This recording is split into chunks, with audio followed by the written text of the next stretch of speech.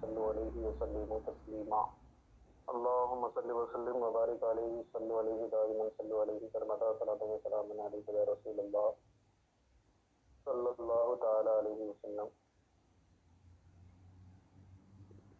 ہاں بیٹا پچھلا سبق سمجھ میں آ گیا تھا سب کو؟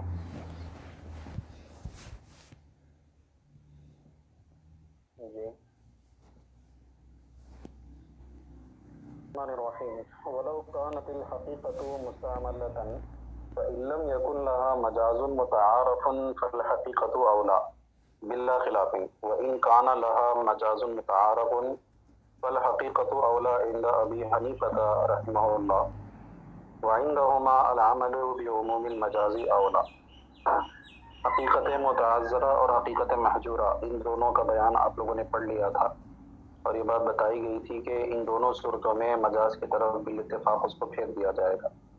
اب یہاں سے تیسرا بیان ہے حقیقت مستعملہ کا. حقیقت مستعملہ کے بارے میں کیا حکم ہے اس کو پہلے سنیے. کہتے ہیں کہ حقیقت مستعملہ مطلب ایسا معنی حقیقی جو مستعمل ہوتا ہو، جس پر عمل جاری ہو. اس کی دو صورتیں ہو سکتی ہیں. ایک یہ ہے کہ اس کے لیے کوئی مجاز متعارف نہیں ہوگا اور ایک یہ صورت ہوگی کہ اس کے لیے کوئی مجاز متعارف ہوگا. مجاز متعارف کہتے کس کو ہیں؟ مجاز متعارف کہا جاتا ہے کوئی ایسا مجازی معنی جو عوام کے درمیان مشہور ہو گیا ہو، متعارف ہو گیا ہو. بات سمجھ میں آ رہی ہے؟ تو اس کی مثال کیا ہوگی؟ بہت ساری مثالیں ہوں گی.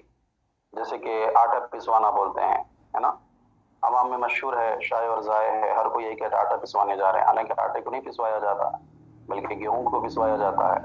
بات سمجھ میں آ رہی ہے؟ پھر چاول کو پسوایا جاتا ہے لیکن کہہ دیا جاتا ہے آٹا پسوانے جا رہے ہیں. تو کہنے کا مطلب یہ ہے کہ مجاز متعارف کہتے ہیں ایسے معنی مجازی کو جو لوگوں کے درمیان متعارف ہو، مشہور ہو. سمجھ رہی بات؟ اب یہ جو حقیقت مستعملہ ہے، اس حقیقت مستعملہ کی دو صورتیں ہوں گی. یا تو اس کے لیے کوئی مجاز متعارف ہوگا یا مجاز متعارف نہیں ہوگا. اگر اس کا کوئی مجاز متعارف نہیں ہے، سمجھ میں آ رہی بات، تو ایسی صورت میں بالاتفاق سب کے نزدیک جو ہے معنی حقیقی پر ہی عمل کرنا اولا ہے. جب بھی اس حقیقت کے معنی کا قصد کریں گے، اس حقیقت کا لفظ تکلم کریں گے تو اس سے معنی حقیقی کا جو وہی معنی حقیقی جو ہے وہی معنی مراد ہوگا. یہ کب ہے؟ جب اس کے لیے کوئی مجاز متعارف نہیں ہے تب. تو میری بات، اب مان لو کہ اگر کوئی معنی حقیقی ایسا ہے جس کے لیے ایک مجاز متعارف ہے، یعنی معنی حقیقی مستعمل بھی ہے، حقیقت کا جو معنی وہ بھی مستعمل ہوتا ہے، لیکن اس کے لیے ایک مشہور متعارف معنی بھی ہے، تو پھر اس کے لیے کیا کیا جائے گا؟ اس سلسلے میں اختلاف ہے. صاحبین کے نزدیک یعنی امام ابو یوسف علیہ الرحمہ اور امام محمد علیہ الرحمہ، ان دونوں کے نزدیک جو ہے ایسی صورت میں عموم مجاز پر عمل کرنا اولا ہے. اور امام اعظم ابو حنیفہ کے نزدیک ایسی صورت میں بھی معنی حقیقی پر ہی عمل کرنا اولا ہے. سمجھ گیا؟ عموم مجاز کیا ہوتا ہے؟ عموم مجاز کا معنی ہوتا ہے بیٹا کہ کسی لفظ کا ایسا معنی مراد لیا جائے جس میں معنی حقیقی بھی جو ہے ایک فرد کی طرح شامل ہو جائے. عموم مجاز کس کو کہتے ہیں؟ کوئی بھی لفظ کا ایسا معنی مراد لیا جائے جس میں اس لفظ کا معنی حقیقی جو ہے وہ بھی اسی کا ایک فرد کی حیثیت سے شامل ہو جائے. بات میں صرف معنی حقیقی کو مراد نہ لیا جائے بلکہ اس کے علاوہ دیگر معنی میں وہ مراد لیا جائے. بس یہ کہ ایسا معنی کو کوئی بھی مراد لیں جس میں معنی حقیقی جو ہے وہ بھی اس کا ایک فرد بن کر کے شامل ہو جائے. سمجھ میں آ رہی بات؟ اس کو مثال کے ذریعے سے سمجھیے. اگر کسی نے قسم کھائی کہ میں گیہوں نہیں کھاؤں گا، اگر کسی نے قسم کھائی کہ میں گیہوں نہیں کھاؤں گا، تو گیہوں کا کھانا حقیقی معنی کیا ہے بیٹا؟ سالم گیہوں کا کھانا نا، کیونکہ جب تک گیہوں سالم رہتی ہے اس کو گیہوں کہتے ہیں، لیکن اس گیہوں کو جب پیس دیا جاتا ہے تو پھر وہ گیہوں کا آٹا بن جاتا ہے، تب اس کو گیہوں نہیں کہتے. سمجھ میری بات؟ تو اگر کسی نے قسم کھائی کہ میں گیہوں نہیں کھاؤں گا، تو اب دیکھیے یہاں پر معنی حقیقی ایسا ہے جو مستعمل بھی ہے لیکن اس کا مجاز متعارف بھی ہے. بات معنی حقیقی بھی مستعمل ہے کیونکہ کئی ایسی ڈشز ہوتے ہیں جس میں سالم گیہوں کا استعمال ہوتا ہے. جیسے کہ مشہور ڈش ابھی محرم میں کھچڑا بناتے ہیں، تو کھچڑا میں سالم گیہوں ڈالتے ہیں نا بیٹا؟ ڈالتے کہ نہیں ڈالتے ہیں؟ اس کے علاوہ کئی جگہوں پر گیہوں کو جو ہے بھون کر کے ابال کر کے بھی کھائی جاتی ہے. تو میری بات، تو معنی حقیقی تو پایا جا رہا ہے سالم گیہوں کا کھایا جانا، لیکن اس کا ایک مجاز متعارف ہے. ایسا مشہور مجازی معنی جو لوگوں کے درمیان متعارف ہے وہ کیا ہے؟ عمومی طور پر گیہوں کا استعمال روٹی کے لیے ہی استعمال ہوتا ہے، عمومی طور پر. بات میں آ رہی, اور روٹی بنانے کے لیے گیہوں کو پیسا جاتا ہے, آٹا بنایا جاتا ہے. تو مجاز متعارف یہی ہے کہ جب ہم کہتے ہیں کہ ہم گیہوں کھاتے ہیں تو اس کا مطلب یہ ہوتا ہے کہ ہم گیہوں کی روٹی کھاتے ہیں. اس سے یہ لازمی معنی مراد نہیں ہوتا کہ بھئی ہم گیہوں کھا رہے مطلب ہے کہ ہم سالم گیہوں ہی کھاتے ہیں. جیسے کہ کہا جاتا ہے کہ شمالی ہندوستان میں گیہوں کا استعمال زیادہ ہوتا ہے کیونکہ وہاں پر لگ بھگ تینوں وقت میں روٹیاں کھاتے ہیں, ناشتے میں بھی, دوپہر میں بھی, رات میں بھی. آسن میں تو روٹی کھاتے ہیں, گیہوں سالم گیہوں نہیں کھاتے بلکہ گیہوں کو پیس کر کے اس کا آٹا بنا کر کے پھر اس کو گوندھ کر کے اس سے روٹیاں بنا کر کے کھاتے ہیں. بات سمجھ میں آ رہی. اور کہا جاتا ہے جنوبی ہندوستان میں گیہوں زیادہ نہیں کھائی جاتی, مطلب وہاں پر صرف ناشتے میں یا بہت بولے تو ناشتہ اور رات میں جو ہے روٹیاں بنائی جاتی ہیں. سمجھ میں آ رہی بیٹا بات. اب دیکھو معنی حقیقی ایسا ہے جس کے لیے مجاز متعارف بھی ہے. تو اب ایسی صورت میں امام اعظم ابو حنیفہ کے نزدیک کیا بہتر ہے؟ معنی حقیقی ہی کو مراد لینا. بات سمجھ میں آ رہی ہے. اور صاحبین کے نزدیک عموم مجاز کو مراد دینا, یعنی ایسا معنی مراد لیا جائے جس میں معنی حقیقی بھی ایک فرد کی طرح شامل ہو جائے. اب یہاں پر گیہوں کھانے کے سلسلے میں عموم مجاز کون سا معنی مراد ہوگا؟ تو عموم مجاز کا مطلب یہ ہوگا کہ گیہوں کو کسی بھی طریقے سے کھا لینا, چاہے بھون کر کے کھائیں, چاہے روٹی بنا کر کے کھائیں, کسی بھی اعتبار سے گیہوں کو کھا لینا, یہ جو ہے یہ معنی مراد لیا جائے گا. اب دیکھو ہم نے ایسے معنی کو مراد لے لیا جس میں معنی حقیقی ایک فرد کی طرح شامل ہو گیا, کیونکہ جب ہم یہ کہیں گے کہ گیہوں کو کسی بھی طریقے سے کھانا ہے تو سالم طور پر جو گیہوں کھاتے ہیں ابال کر کے, بھون کر کے, کھچڑا بنا کر کے, وہ بھی شامل ہو گئے اس میں, اور جو لوگ پیس کر کے روٹیاں بنا کر کے کھاتے ہیں وہ بھی شامل ہو گئے اس میں, ہے کہ نہیں؟ سمجھ رہی ہیں بات بیٹا؟ مسئلہ سمجھ میں آیا جی؟ ہاں جی.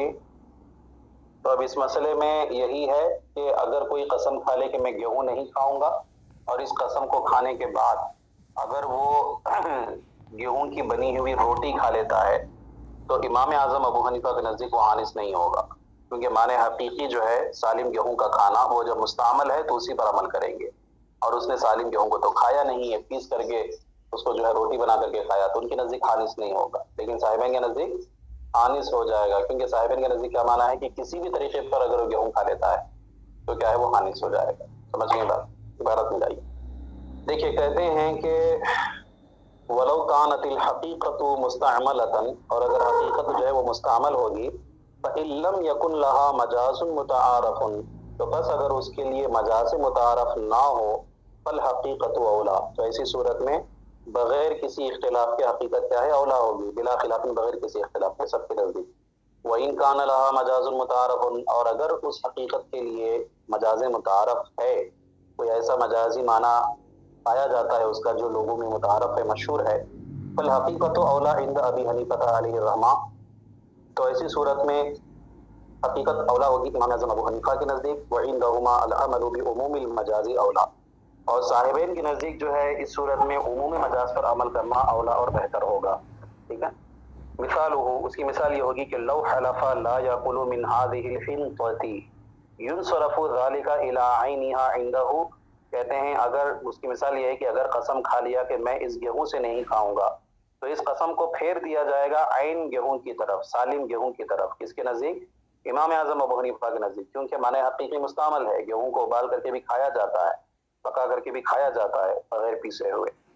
حتی لو اکل من الخبز الحاصل منها لا يحنث عنده, یہاں تک کہ اگر اس نے اسی گیہوں سے بنی ہوئی روٹی کو اگر کھا لیا تو امام اعظم ابو حنیفہ کے نزدیک وہ حانث نہیں ہوگا, کیونکہ گیہوں کی روٹی کھانا, پیس کر کے گیہوں کو کھانا, یہ کیا ہے؟ الگ چیز ہے, اس کا معنی مجازی ہے, کیونکہ گیہوں کو جب پیس دیا جاتا ہے تو پھر وہ گیہوں نہیں رہتے, بلکہ اس کی ماہیت بدل جاتی ہے, وہ آٹا بن جاتی ہے. سمجھ میں آ رہی بیٹا بات؟ تو اگر وہ اسی سے بنی ہوئی روٹی کھا لیتا ہے تو امام اعظم ابو حنیفہ کے نزدیک وہ حانث نہیں ہوگا.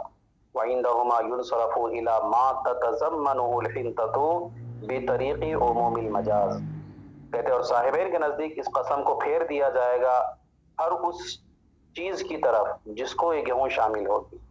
اس گیہوں کا استعمال جس بھی چیز میں ہوا ہے, چاہے اس گیہوں کی ٹکیا بنا دی جائے, چاہے اس کا خستہ بنا دیا جائے, چاہے اس کی روٹی بنا دی جائے, چاہے اس کا کھچڑا بنا دیا جائے, کسی بھی اعتبار سے جس میں بھی یہ گیہوں شامل ہوگی اس کی طرف اس کو پھیر دیا جائے گا بطریق عموم مجاز.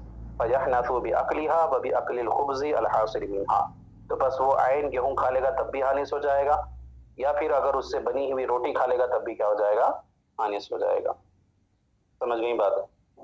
ایک اور مثال سمجھیے. وَكَذَا لَوْ حَلَفَ لَا يَشْرَبُ مِنْ الْفُرَاتِ يُنْصَرَفُ إِلَى الشُّرْبِ مِنْهَا كَرْعًا, عنده وعندهما إلى المجاز المتعارف وهو شرب مائها بأي طريق كان. اگر قسم کھا لیا کہ میں نہر فرات سے نہیں پیوں گا. نہر فرات، نہر جو ہوتی ہے بیٹا وہ بہنے والی نہر، دریا، ٹھیک ہے. تو نہر سے نہ پیوں گا مطلب کیا ہے؟ معنی حقیقی تو یہی ہے کہ نہر سے ڈائریکٹ منہ لگا کر کے پینا، نہر کو جا کر کے ڈائریکٹ منہ لگا کر کے پینا، جھک کر کے، جیسے جانور پیتے ہیں نا، جانوروں کو پانی پیتے ہوئے دیکھا ہے کبھی تالاب، ندی، نالے وغیرہ پر؟ تو جیسے جانور پیتے ہیں ویسے ہی منہ لگا کر کے پینا، یہ معنی حقیقی ہے. اور چلو سے لے کر کے، اپنے ہاتھوں سے لے کر کے، یا پھر کسی برتن وغیرہ میں لے کر کے پینا، یہ معنی مجازی ہے. اب یہ ایسا معنی حقیقی ہے کہ جس کے لیے ایک مجاز متعارف ہے. بات میں حقیقت مستعملہ بھی ہے. کیوں حقیقت مستعملہ ہے؟ کیونکہ جو دیہاتی لوگ ہوتے ہیں، اہل بادیہ ہوتے ہیں، جنگل میں رہنے والے لوگ ہوتے ہیں، وہ جانوروں کی طرح پانی پی لیتے ہیں جھک کر کے. ان کے پاس عمومی طور پر برتن وغیرہ ہوتے نہیں. آدیواسی جن کو کہتے ہیں نا، ان کے پاس عمومی طور پر برتن ہوتے نہیں ہیں، تو وہ پانی پینا تو ایسے جانوروں کی طرح جھک کر کے ڈائریکٹ منہ لگا کر کے پی لیتے ہیں. تو پتا چلا کہ حقیقت مستعمل ہے. جب حقیقت مستعمل ہے لیکن اس کے لیے مجاز متعارف بھی ہے. مجاز متعارف یہی ہے کہ لوگ عمومی طور پر کیا ہے، پانیوں کو اپنے برتن سے لے کر کے اس برتن سے پانی پیتے ہیں. سمجھ میری بات؟ تو اب یہی مسئلہ ہے. امام اعظم کے نزدیک معنی حقیقی کی طرف پھیرا جائے گا اور صاحبین کے نزدیک عمومی مجاز کی طرف پھیرا جائے گا. تو اب اگر کوئی قسم کھا لیا کہ میں فرات سے نہیں پیوں گا، اور پھر وہ جا کر کے اس فرات سے جو ہے پانی چلو میں لے کر کے پی لیتا ہے یا برتن میں لے کر کے پی لیتا ہے، تو امام اعظم ابو حنیفہ کے نزدیک وہ حانث نہیں ہوگا، کیونکہ معنی حقیقی مستعمل ہے. اور مجاز متعارف بھلے ہی اس کے لیے ہو، لیکن معنی حقیقی پر جب مستعمل ہے تو اسی کی طرف اس کو پھیرا جائے گا. اور معنی حقیقی یہاں پر پایا نہیں گیا، منہ لگا کر کے پینا، تو اس وجہ سے کیا ہے، ان کے نزدیک وہ حانث نہیں ہوگا. اور صاحبین کے نزدیک عموم مجاز کا معنی لیں گے کہ کسی بھی طریقے پر وہ پانی پی لینا، چاہے منہ لگا کر کے پیے، چاہے جو ہے چلو میں لے کر کے پیے، چاہے برتن میں لے کر کے پیے. بات سمجھ میں آ رہی ہے؟ کسی بھی اعتبار سے پانی پیے تو حانث ہو جائے گا. دیکھیے کہتے وَقَضَا لَوْ حَلَفَ لَا يَشْرَبُ مِنَ الْفُرَاتِ. اسی طرح سے اگر قسم کھا لیا کہ وہ فرات سے نہیں پیے گا، یعنی نہر فرات سے نہیں پیے گا، یا کوئی بھی نہر یا تالاب ہے نا، واضح ہو کہ کنویں کے ساتھ یہ معاملہ جو ہے وہ حقیقت متعذرہ ہے. کیونکہ کنواں الگ چیز ہوتی ہے، ندی، نالے، تالاب وغیرہ جو ہوتے ہیں یہ سامنے پانی بہتے ہیں، انسان آرام سے بیٹھ کر کے اس میں پی سکتا منہ لگا کر کے. لیکن کنویں میں نہیں پی سکتا، کیونکہ کنویں میں عمومی طور پر پانی زمین کے نیچے ہی ہوتا ہے. بات میں زمین کے لیول پر پانی نہیں ہوتا، اور اوپر سے کنویں کے لیے عمومی طور پر مین بنی رہتی ہے، چہار دیواری بنی رہتی ہے. تو کنویں کے ساتھ یہی جو معاملہ ہے پانی پینے کا وہ حقیقت متعذرہ ہے بیٹا. کنویں کے علاوہ نہر ہے، تالاب ہے، دریا ہے، سمندر ہے، یہ سب میں حقیقت متعذرہ نہیں بلکہ حقیقت مستعملہ ہے. ٹھیک ہے، اس کو ذہن میں، یہ فرق ذہن میں رکھیے، ورنہ آپ کہیں کنفیوز نہ ہو جاؤ کہ پیچھے جو ہے حقیقت متعذرہ میں کہا کبیر کا معنی اور یہاں پر اس کو حقیقت مستعملہ میں کہہ رہے ہیں، تو ایسا کیوں ہے؟ تو کنویں کا معنی الگ ہے اور کنویں کے علاوہ بقیہ چیزوں کا معاملہ جو ہے وہ الگ.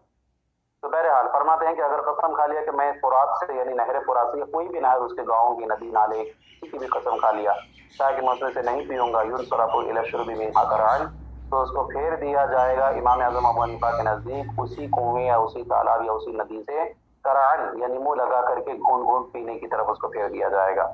وعندهما الى المجاز المتعارف، اور ان صاحبین کے نزدیک جو ہے یہ مجاز متعارف کی طرف اس کو پھیر دیا جائے گا. مجاز متعارف کا معنی کیا ہے؟ تو کہتے ہیں وہ شرب مائها بأي طریق کان، اور وہ یہ ہے کہ اس پانی کو پی لینا کسی بھی طریقے پر ہو، چاہے منہ لگا کر کے ہو یا چاہے کیا ہو، برتن وغیرہ میں لے کر کے ہو، بہر صورت اس کو پھیر دیا جائے گا. اور ایسی صورت میں وہ کسی بھی اعتبار سے پانی پے گا تو حانث ہو جائے گا. بات سمجھ میں آ گئی جی آپا جان لوگ؟ ہاں جی، سب کو سمجھ میں آیا بیٹا؟ ہاں جی، کوئی ایک آدھ تو بول دیا کریں کم سے کم، ہے نا؟ ہاں، کہیں پر بھی نہیں سمجھ میں آتا ہے یا کہیں پر بھی بات واضح نہیں ہوتی ہے، ایسی کوئی پریشانی ہوتی ہے تو بول دیا کیجیے. سمجھ رہی ہیں بات؟ چلیے خیر، بس اتنا ہی رہنے دیجیے، اس کو ملا لیجیے. ٹھیک ہے، دعاؤں میں یاد رکھیے.